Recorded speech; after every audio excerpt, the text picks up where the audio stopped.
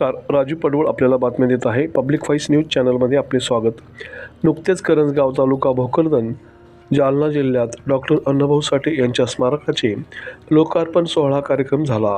यावेळी माजी केंद्रीय रेल्वे मंत्री रावसाहेब दानवे, आमदार संतोष दानवे, आमदार अमित गोरखे, राजू अहिरे, संदीप मानकर, सांडू वाघ, कौतिक जगताप तर कार्यक्रमाचे आयोजक कैलास पाचगे यांची उपस्थिती होती.